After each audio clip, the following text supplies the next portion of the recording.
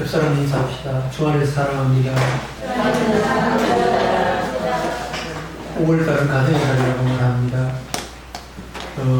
1년 내내 가정을 돌볼 수 없는, 가정을 이제 정말 아름답게 돌볼 수 없는 그런 삶을 살아가는 동안에 우리가 한 번쯤은 가정을 기억하라. 그래서 아마 가정의 달을 정한 것 같습니다.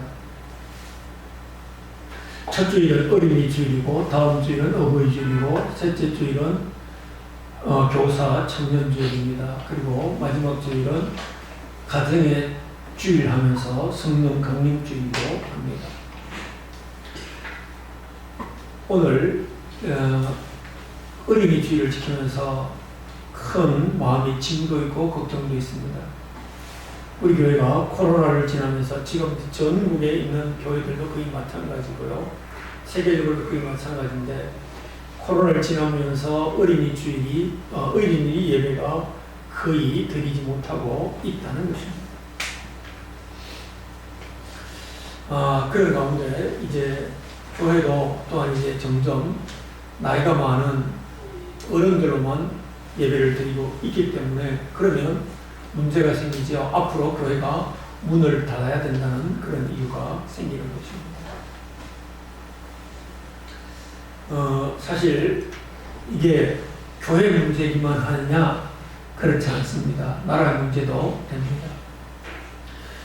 우리나라가 2006년부터 작년에까지 260조라고 하는 우리나라의 예산, 아마 작년 예산의 절반을 쏟아붓고도 오히려 출산율은 높아지는 것이 아니라 떨어지고 떨어졌어요.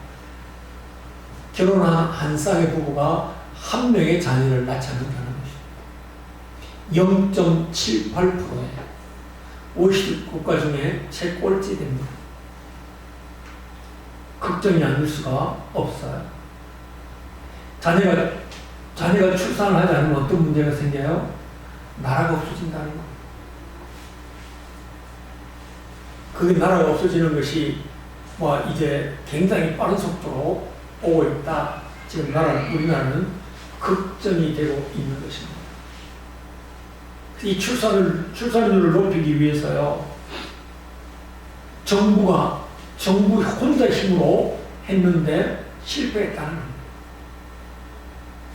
그래서 작년부터 이제 우리 교회도 출산 장려 본부를 CTS에서 이제 주관을 해서 만들었어요.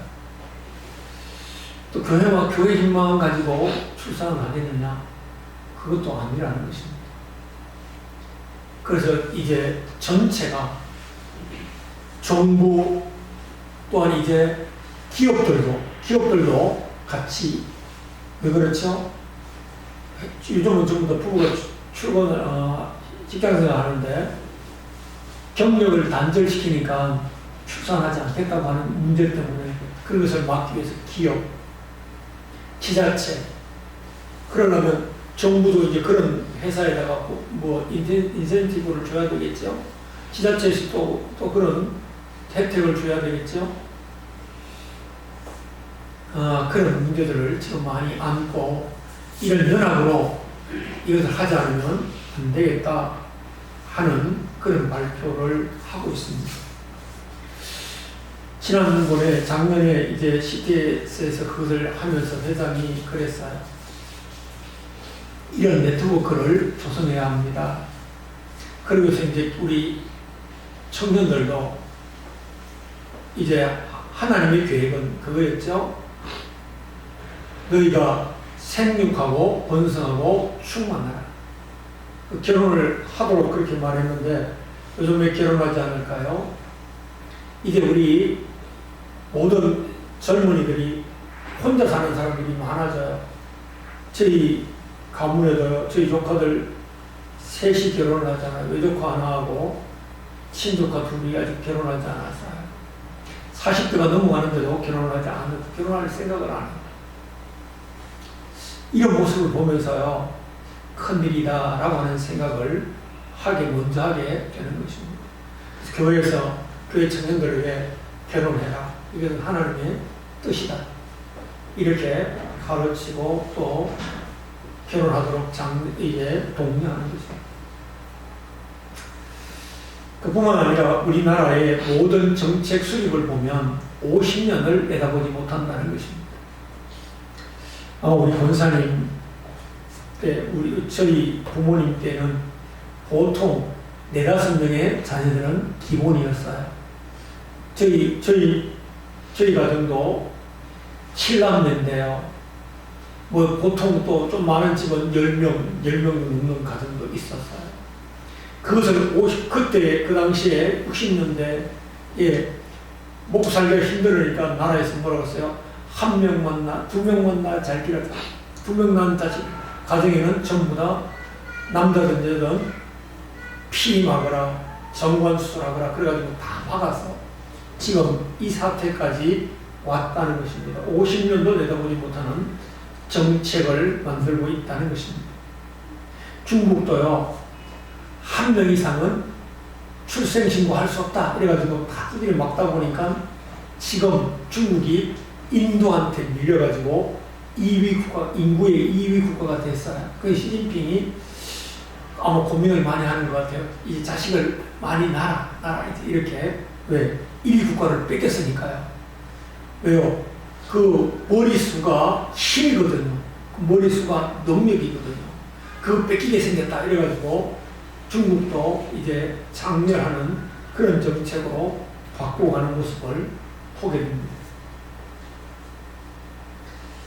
역시 마찬가지로 이제 자녀들이 없으면 교회도 이렇게 문을 닫아야 되는 그런 형편이기 때문에 교회에서 자녀를 많이 낳기 운동을 이제 합니다. 그러면 작년에 발표할 때 안광현 교수라고 하는 분이 지금 연세 많은 분들이 많아지고요. 이번 코로나로 700만이 죽었다고 말해요. 우리나라 남북한 인구의 10분의 1. 전 세계가 700만이 죽었다고 말합니다. 코로나로 인하여 죽은 수가 아마 어제 WHO에서 발표하는 것을 봤는데 그 정도는 600 얼마 죽었다고 하는데 아마 700만 정도 됩니다. 자, 이런 시대에 자식도 안 낳고 이제 돌아가시는 분들 많고 연세 많은 분들만 있으면 일할 사람이 없어요. 일할 사람이 없으면 이제 먹고 사는 것도 문제가 된다는 것입니다. 나이 많은 분들을 먹고 살려야 되는 것은 우리 젊은이들이 또한 자식을 낳아서 일함으로 그것을 해결해야 되는데 문제가 여러 가지가 이제 여러 가지 복합적인 문제가 오기 때문에 자녀들이 많이 낳아야 된다고 하는 그런 얘기를 하면서 교회는 그럼 어떻게 해야 되느냐? 교회가요, 이제 우리나라 법이 좀 고쳐야 될 법이 많아요. 우리 교회도 일주일 내내 주일날 한 번 낮에 써요. 저녁에 쓰는 거야 뭐 이제 수요일도 쓰고 그러지만 주일 낮에밖에 안 써요. 그 나머지는 문을 꽉 닫아놓고 빈 공간으로 남겨놔요.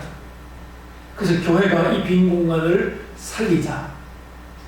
그래서 이제 또한 연세 많으신 어른들도 그냥 집에 있으면 빨리 늙으시니까 어린아이들과 함께 같이 하시고 조금 젊은 분들은 식사 대접을 이제 도와주고 그러면 어른들은 이제 젊은이들은 직장 가기가 좀 쉽잖아요. 왜?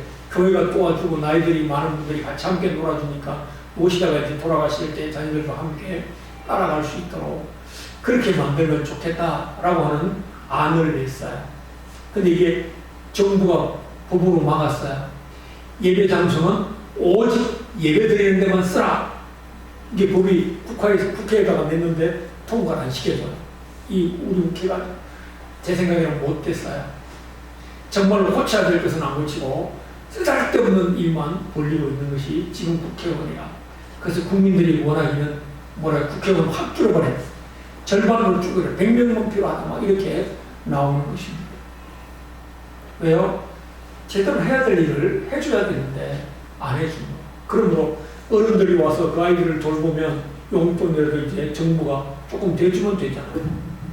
대주고 또한 그 교회는 밥을 해먹일 수 있는 그런 지원을 좀 해주고 그럼 이게 제대로 돌아가지 않겠느냐 그런 안을 냈는데 국회가 통과를 안 시켜주는 거예요. 그러므로 또 교회만 오직 예배만 드려야 된다. 이건 쓰잘데 없는 공간이 되어버린 거예요. 이런 문제를 내놓고 이제 여러 가지 것을 하고 있습니다. 정말로 이제 중요한 것은 자녀들 많이 낳아서 제대로 키우는 것인데, 제대로 키우기 위해서 캠페인 운동을 많이 하지만 이게 쉽지 않아서요. 그러는 것입니다. 빨리 가려고 하면 혼자 가면 되고요. 또한 이제 멀리 가려고 하면 함께 가야 된다. 그런 속담이, 아프리카의 속담이 있습니다. 그것처럼 우리도 이거 빨리 가려고 하는 것은 아니고 천천히 이것을 이제 만들어서 이렇게 가야 하지 않겠느냐라고 하는 것을 말하고 있습니다. 그래야 이 위기를 극복할 수 있겠다. 아마 하나님은 해주시겠죠. 중요한 것은 자녀들을 잘 낳아서요, 많이 낳아서 잘 기르는 것입니다. 잘 기르려면 어떻게 해야 되느냐? 그 중에 모델 하나가 있습니다. 구세군, 우리나라도 구세군이 있는데요. 구세군을 창설했던 부스라고 하는 분의 부인이 캐서린 부스라고 하는 분인데요. 그분이 8명의 자식을 낳았습니다. 교회도 마찬가지지만 부부가 이제 다 함께 목회를 해요. 근데 이 구세군은 더해요. 남편이 이제 전조를 나가면 아내도 같이 나가야 되고, 또한 이제 다른 공동 사업을 하면 같이 나가서 사역을 해야 되는 그런 일인데도 8명을 잘 기뤄서 하나님이 정말로 귀히 쓰는 일에 쓰임받게 만들었어요. 그래서 당신 어떻게 해서 8명을 잘 길렀느냐? 우리나라 부모님한테 물으면 지들끼리 잘 컸어요. 이렇게 대답하는데, 사실 부모님이 뭐예요? 버팀목이 되어줬잖아요. 그래서 자녀들이 잘 자라는 것입니다. 근데 이 캐서린이 하는 말이 그랬어요. 어떻게 그렇게 8명을 잘 키웠습니까? 라고 말했더니만, 그분이 하는 말이 제일 먼저 자녀들 마음속에 내가 언제든지 악마보다가 한 발 앞섰기 때문입니다. 나쁜 습관을 악마가 가르치기 전에 좋은 습관을 먼저 가르쳤고, 악마가 나쁜 생각을 가르치기 전에 좋은 생각을 먼저 가르쳤고, 나쁜 지혜를 악마가 먼저 넣기 전에 하나님의 지혜를 가르쳤고, 악마가 거짓과 위선과 악을 가르치기 전에 먼저 하나님을 가르쳤기 때문에 이 아이들이 잘 자랐습니다. 그렇게 말씀을 했다고 말합니다. 그래요. 사단이 우리 자녀들에게 나쁜 것을 가르치고, 나쁜 생각을 가르치고, 또한 이제 모든 악한 것을 하기 전에 하나님의 말씀과 능력으로 먼저 배우기 했기 때문에 좋게 나갔다. 이렇게 캐서린이 말한 것처럼 우리 자녀들에게도 이 축복을 누리도록 만들어야 한다는 것입니다. 그러기 위해서는 먼저 복음을 가장 먼저 심어야 된다는 것입니다. 뭐요? 세상으로 나가기 전에 하나님을 먼저 알게, 세상 지혜를 알기 전에 하나님의 지혜를 먼저 알게. 저는 저와 또 우리 사위가 목사이기 때문에 그런지 몰라도요, 우리 손녀딸이나 우리 손자는 그래, 제 아이들이 놀다가도요, 할아버지 교회가 그러면 우리 하율이 그래, 주여! 예배드리러 갈 때 제가 맨날 손 들고 이렇게 축도하는 걸 보고 주여! 이 아이가 예배 마치고 쫓아와서 주여! 이렇게 하는 거예요. 하나님을 먼저 알도록 그렇게 가르치라고 말합니다. 우리 하율이 2살밖에 안 됐는데 그렇게 말을 해. 하나님이 정말로 기이 서는 사람은 하나님을 아는 사람이었다고 하는 것을 세상에 보면, 하나님의 일꾼들 속에 보면 어릴 때부터 복음을 알았다는 것입니다. 그렇다면 오늘 어린이 주일인데 어린이에 대한 얘기를 몇 가지 하고 마치려고 합니다. 어린이 주일의 유래는 먼저 성경에 보면 하나님께서도 어린이를 사랑하셨고 예수님도 어린이를 사랑하셨습니다. 그래서 하나님 말씀하시기를 어린이에 대해서 하나님이 축복하실 때 그럽니다. 보라, 자식들은 여호와의 기업이요 태의 열매는 그의 상급이다. 그래서 젊은 자의 자식이 장사에 쓰는 것 같아요. 오늘 우리가 교독할 때 교독문 한 것처럼 하나님이 자녀들에 대한 축복을 먼저 하신 것을 볼 수 있습니다. 그런가 하면 예수님 사도 바울도 그랬어요. 모든 것이 하나님께로부터 나왔으니까 하나님께로 돌아간다. 예전에 자식 안 주면 그랬죠. 우리 삼신 할머니가 자식을 줘야 되는데 그렇게 말했는데요. 사실 삼신 할머니가 주는 게 아니고요. 하나님이 자식을 주시는 것입니다. 그것은 성경에서 증명했죠. 아브라함이 결혼하고요. 100세가 돼도 자식을 못 얻었어요. 근데 199세 때 천사가 와서 그래요. 내년 이맘때에 내게 아들이 있게 하겠다. 그때의 나이가 그의 아내 사라의 나이는 90세였어요. 89세였어요. 89세였어요. 그러니까 웃잖아요. 아브라함 뭐라 그래요? 내 나이가 몇인데 나는 경수가 끊어졌고 내 아내에게는 이게 아이를 낳을 수 있는 경수가 끊어졌는데 무슨 죄죠? 그때 하나님이 그러죠. 내가 하나님이야. 넘지 못한 것이 있겠느냐? 그리고 그 다음에 진짜로 하나님이 그에게 아들 이삭을 주셨어요. 하나님이 주시는 것입니다. 그렇기 때문에 오늘 분명한 것은 이 비밀을 또 알아야 된다는 것. 근데 그 사실을 우리가 분명히 아는 것은 그래요. 어떤 사람들은 그래요. 자기가 자식을 조절해서 낳을 수 있다. 그런데요, 자식을 조절해서 낳는 것이 아니고 하나님이 허락하지 않으면 조절되지도 않는다는 것입니다. 왜 그래요? 자식을 못 낳아서요, 지금 목사님 자녀들 가운데 이제 제 주변에 결혼을 하고 난 다음에 5년 지났는데 자식을 기다리는데도 불구하고 자식이 태어나지 않아요. 근데 병원을 가서 검사하니까 아들이든 또한 며느리든 또한 이제 딸이든 사위든 건강한데도 자식이 태어나지 않아요. 하나님 주지 않아서 못 얻는다는 것입니다. 그런데 어떤 사람들은 또한 시험관 아이기만 하면 분명히 나을 줄 알고 시험관 아이기를 10번 이상 했는데도 자식을 못 갖는 부모가 있어요. 하나님 허락하지 않으면 받을 수 없다는 것입니다. 이 사실을 이제 먼저 알아야 된다는 것입니다. 그리고요, 예수님도 이 어린아이들에 대해서 굉장히 소중히 했다는 것입니다. 그만큼 어린아이들을 소중하게 보시는 것입니다.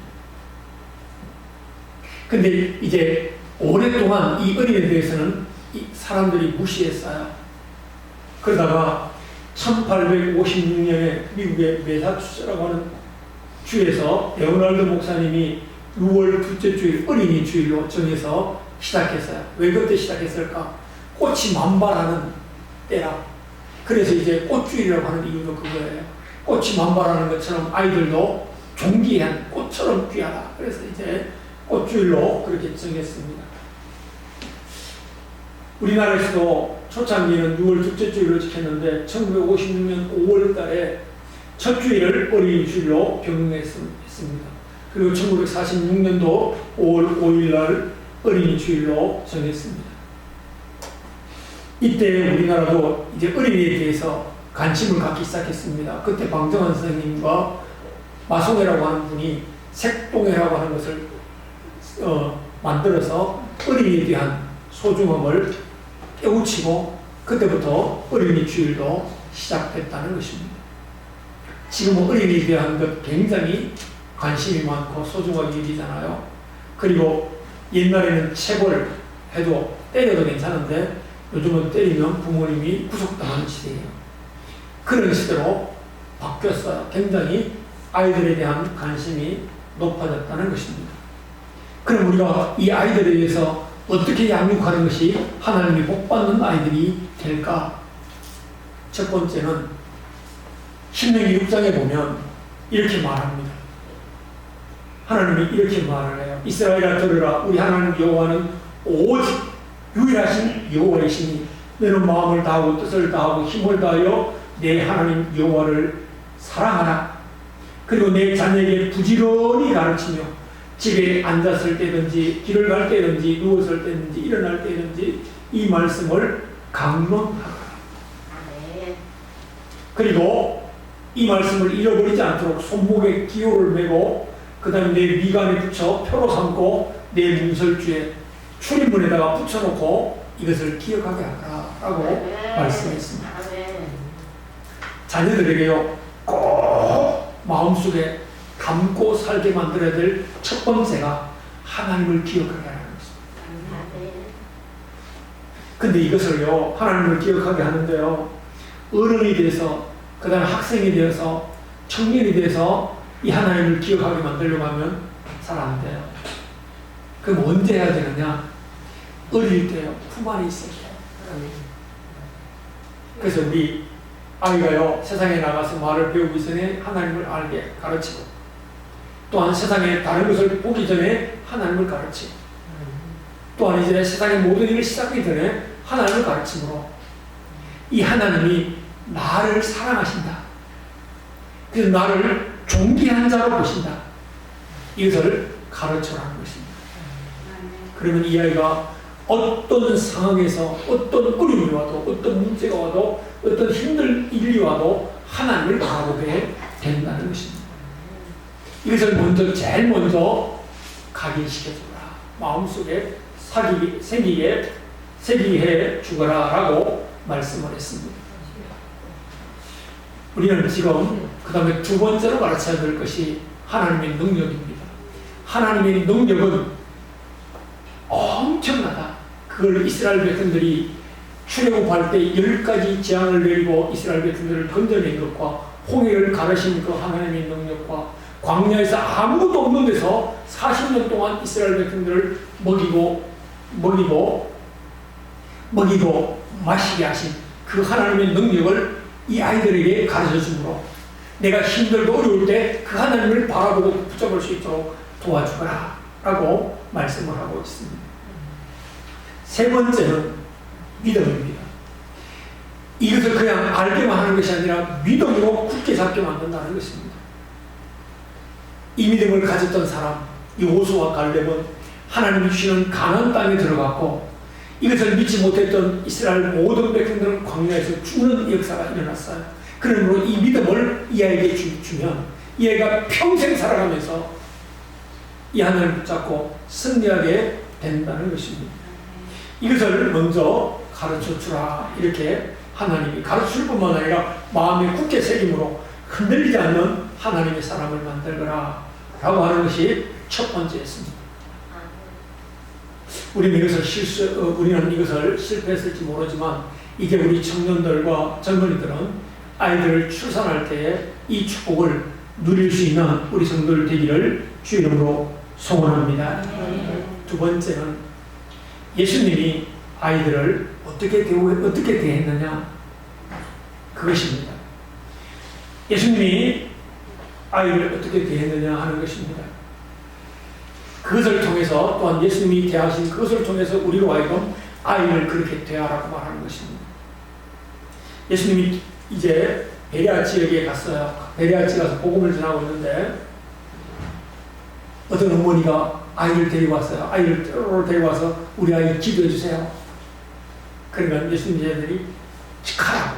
왜 아이들이 지금 예수님이 살아가는데 방해하느냐고. 그러다 그것을 보신 예수님이 그 제자들에게 화를 냈어요. 그 아이가 내게 오는 것을 금하지 말아라. 그 아이와 같지 않으면 하나님의 나라에 들어갈 수 있는 사람 한 사람도 없어. 그 말씀을 하시고 그 아이를 데리고 오게 하셔서요. 안고 기도해 주셨어요. 축복해 주셨어요. 복을 주셨어요. 그러면 우리도 우리 전부들이 아이를 보면 귀여워서요. 아이고 오빠가 아이 잘생겼네. 아이 이쁘네. 이렇게 축복하잖아요. 그것이 바로 오늘 예수님이 축복하시는 것처럼 그 아이들이 그것을 통해서 이제 자라간다는 것입니다. 얘기 되시는 게 세 가지로 우리에게 전해주는데요. 첫 번째는 이렇게 축복해 주라는 것입니다. 아이들을 축복해 주라는 것입니다. 그러면 아이들은 왜요? 사랑을 먹고 자라기 때문에. 어른들이 축복하는 그 사랑을 먹고 자라기 때문에 만나는 어린이마다 아이고 잘생겼네, 아이 이쁘네, 아이 귀여우게 생겼네, 이렇게 축복해 주라는 것입니다.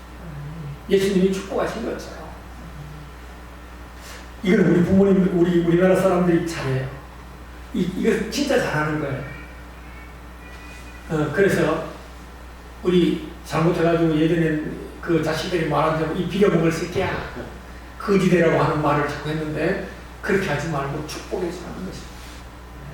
저는 우리 큰 자요, 금요일날 어버이주일, 어버이날이 다가오니까 우리 동생들이 어머님 이제 부모님 다 돌아가셨으니까 제일 큰 누님 집에 갔어요. 큰 누님 집에 가서 뭐 이제 조금 과일 사들고 이제 큰 누나하고 큰 형 보러 제일 이제 어른이니까 동생하고 형이 장곡동에 있는데 왔나봐요. 저한테 전화가 왔어요. 우리 왔는데 원래 갔어요. 갔는데 우리가 가면 누님이 밥 살까요? 우리가 밥 살까요? 우리가 밥 사주고 갔는데 돈은 우리 누님이 냈어요. 대부분 다 그러잖아요. 이제 뭐 이런 때 되면 아마 그래요. 저도 이제 자꾸 제 마음속에 그런 마음이 와서요. 다음 주일 식사는 60세 이상 된 부모님들 모시고 제가 솔밭집에 가서 전심 다 드리겠습니다. 예배 드리고 나서요. 그 60세 이상 계신 분들은 다 오늘 결석했을 때 다음 주일은 다 나오시도록. 그리고 우리 식사하시는 우리 노집사님 거기 가서 해드리는 게 좋을까? 내가 그래서 노집사님 힘 안 들게 하려고 내가 이제 거기 가서 밥 사드리는 게 낫겠다. 그랬어요. 아마 노집사님 다음 주일이 어버이주일이라 또 생각하시면 준비하실 것 같아서 미리 내가 식사 대접하겠다. 그렇게 하고요. 제가 다음 주일은 꽃도 드리고 선물도 드리고 그 다음에 식사 대접하겠습니다. 우리 노집사님 힘 안 들려도 되겠어요? 그렇게 하겠습니다. 부모님들이 이거 하는 거죠. 그럼 두 번째로 보면 어린이를 축복하실 뿐만 아니라 두 번째로 하는 걸 보니까 예수님이 그렇게 말씀하셨습니다. 그 아이들을 축복해달라고 하니까 부모님들이 그렇게 야단치었을 때 예수님이 뭐라고 그랬어요? 아이들 같지 않으면 천국에 들어갈 수 없다. 뭐예요? 아이들처럼 부모님이 잘 기대잖아요. 우리 하율이가 잘 때요, 자면서요, 자꾸 지는 엄마가 없는 걸 이렇게 찾아봐요. 그건 뭐예요? 자기 어머니가 있는 것을 확인하는 거예요. 확인하면 이놈이 또 생각을 잘 자요. 뭐 때문에 그래요? 그 사랑을 확인하는 거예요. 근데 우리는 하나님 사랑을 얼마나 확인하고 살죠? 하나님 확인 안 하고 사는 사람 대부분이잖아요. 매일매일 이 아이들이 어머님을 이렇게 사랑하는 것처럼 보는 것처럼 그 사랑을 하라고 하는 것입니다. 오늘 이 아이를 통해서 부모님을 사랑하긴 하는 것처럼 너희도 하나님을 사랑하거라. 그래야 복이 된다. 라고 하는 것을 우리에게 가르쳐 주는 것입니다. 그뿐만 아니라 또 뭘 가르쳐 주는가 하면 아이들은 사랑을 먹고 살아간다는 것입니다. 아이들은 꿈이 많아요. 오늘은 자동차가 앵앵앵 하니까 그걸 보고 나 소방 안 될 거야? 그랬다가요, 비행기가 탁 하는 나 조종사 될 거야? 꿈을 잃지 않고 산다는 것입니다. 너희는 어때? 꿈이 늘 살아있니? 이렇게 물어본 거였어요. 이 아이들을 통해서 아이들을 축복해 주면서요, 너희도 이와 같지 않으면 천국에 들어갈 수 없어. 하나님을 신뢰하고 그분을 의지하지 않으면 아무것도 안 되는 거야. 라고 하는 것을 아이들을 통해서 우리를 가르치셨다. 이것을 또한 우리가 기억하고요. 마지막으로 우리가 기억할 것은 아이들이 복받는 비결을 오늘 우리 본문을 읽은 데서 우리에게 가르치고 있습니다. 너희가 자녀를 복받게 하려고 하거든 부모님을 생각하게 하라. 다음 주일에 부모님 주일이라 부모님에 대한 설교를 하면서 말씀을 드리겠는데요. 오늘 본문에 보니까 두 가지 하라는 것입니다. 너희 부모에게 순종하게 만들어라. 그것이 자녀로 하여금 복받는 길이다. 그리고 두 번째는 뭐라고요? 내 자녀들이 부모님을 공경하게 만들어라. 공경하게 만든다는 말은 그 앞에 무겁게 얘기하는 것입니다. 존경하게 얘기하는 것입니다. 저희 누님 집에 갔더니만 이제 점심을 먹고 왔는데 조카가 왔어요. 조카가 와서 이제 조카 며느리하고 왔는데 커피 한 잔 대접해서 먹고 조카하고 이제 이런저런 얘기하다가 그런 얘기를 했어요. 이 아이가 작년인가 집을 샀어요. 나이는 이제 40 중반이 넘어갔는데 집을 왜 이사를 계속적으로 다니다 보니까 뭐 2년이면 이사 가고 2년이면 이사 가고 그러는데 아마 작년에는 이사 가려고 하니까 1억 2천만 원 세를 올려달라고 해서 그럴 바에 사다 이렇게 아마 산 것 같아요. 잘했다. 그리고 나서 이 아이가 우리 조카가 이 사업을 하는 아이가 있어요. 그 사업하는 거하고 그 아이하고 비슷해요. 직장 생활하는 거 같아요. 그래서 그랬어요. 그 아이한테 야, 네 동생하고 합쳐가지고 회사 하나 만들면 어떠냐 이렇게 말했더니만 동생은 이제 그 여동생이 사업을 하는 거예요. 그랬더니만 이 조카가 하는 말이 그래 삼촌 그 아예 우리 그 동생하고 사업을 하려고 하면 내가 동생한테 줄 게 있어야 되고 동생도 나한테 뭔가가 마인드가 맞아야 하는 거지 아무렇게나 하는 거 아니야 사업.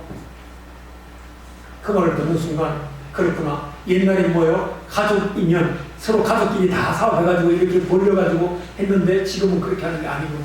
서로 주고받는 것이 있어야 되는구나. 그냥 손해보려고 하는 것이 아니고 주는 것이 없으면 안 되고 받는 것이 없으면 못 하는구나. 뭐예요 이것이? 요즘 사람들의 생각이라는 거, 요즘 젊은이들의 사고방식이라는 겁니다. 정체성이라고 그러는 거죠. 이처럼 아이들에게 복음을 가지는 정체성을 심어주지 않으면 안 된다는 것입니다. 하나님에 대한 것을 심어주지 않으면 안 된다는 것입니다. 그뿐만 아니라 하나님이 사랑하시는 내가 존귀한 존재라고 하는 사실을 알게 하지 않으면 안 된다는 것입니다. 그러면서 이제 그것을 알게 함으로 부모님에게 순종하고 부모님을 공경하게 만들어요. 그러면 오늘 하나님 약속이 뭐예요? 땅에서 잘 되게 하는 복을 주시고 장수하는 건강하게 살게 하는 축복을 주게 하겠다. 자, 그렇다면 오늘 우리는 이것을 점검해 봐야 되겠죠. 우리 자녀들을 하여금 이것을 심어줌으로 자녀들이 잘 되게 해야 되는데 우리는 그 일을 하고 있는가 없는가를 확인해야 한다는 것입니다. 우리가 정체성 하나 심는 것을 얘기하고 마치려고 합니다. 우리 자녀들에게요. 여러분 미국의 대통령 중에 흑인 대통령이 한 분 있죠. 오바마라고 하는 흑인 대통령. 그리고 그 분이 미셸 오바마였죠. 미셸이라고 하는 분이에요. 비커밍이라고 하는 책을 썼어요. 그가 학생 때요. 흑인이니까 백인들이 얼마나 놀렸겠어요. 냉소주의라고 그래요. 그 소리를 듣고 계속적으로 자랐는데 이 소리를 듣고 자라면서요. 이제 대학 가기 위해서 선생님한테 상담을 하는데 상담 교사가 그랬다는 것이에요. 나 프리즌 대학교 가고 싶습니다. 그랬더니만 니까지 이렇게 프리즌 대학교 간다고? 너는 택도 없어. 뭐 때문에 그래요? 흑인이라는 존재 때문에 갈 수 없다고 하는 말을 하는 것입니다. 아마 그때 그가 포기했다고 하면 자기는 이 땅에 대통령 부인으로 살 수 있는 그것이 못 됐을 것입니다. 그때에 어머니가 그랬다는 것입니다. 어머니가 그에게 너는 세상에서 가장 존귀한 사람이야. 존귀한 사람이야. 그렇게 말을 했다는 것입니다. 존귀한 자라. 그 얘기를 듣고 내가 존귀한 자인데 왜 못해? 다른 사람이 뭐라고 해도 어머니가 또한 이제 그를 담임을 맡았던 그 담임이 너는 존귀한 사람이야. 이 말을 하나 듣고는 힘을 얻고 그가 대학에 가서 이제 존귀한 사람으로 바뀌었다는 것입니다. 여러분 자녀들이 자랄 때 여러분 자녀들이 어떤 일을 할지라도 너는 하나님이 존귀한 자로 태어나게 했어. 너는 존귀한 자야. 그러면 이 아이가 그 소리를 먹고 존귀한 자로 자라간다는 것입니다. 제가 이 말을 준비하면서 이번 목요일날 4일이죠. 4일날 임원 연석 계획을 노회 임원 연석 계획을 했어요. 연석 계획을 하는데 이제 예배를 시작하기 전에 우리 세계 목사님이 멘트를 했어요. 이 옆에 있는 목사님들과 인사하십시오. 목사님과 함께 일할 수 있어서 행복합니다. 그래서 이제 옆 사람 보고 제가 앞에 있는 목사님 보고 그 말을 하고 옆 사람 옆에 있는 목사님 보고 그 말을 하고 뒤에 있는 목사님을 보고 그 말을 하는데요. 마음속이 행복해지더라고요. 이분을 만나서 내가 행복하고 이 목사님을 만나서 행복하구나. 그래서 내가 오늘 한번 이 말을 하고 예배를 마치겠습니다. 옆에 있는 우리 집사님, 권사님, 우리 성도님 보고 그렇게 말하세요. 내가 집사님을 만나서, 내가 성도님을 만나서 행복합니다. 내가 복된 사람입니다. 그러면 그분도 행복해지고 나도 복된 사람으로 바뀐다는 것입니다. 한번 옆 사람 인사합시다. 내가 우리 당신을 만나서 참으로 행복한 사람입니다.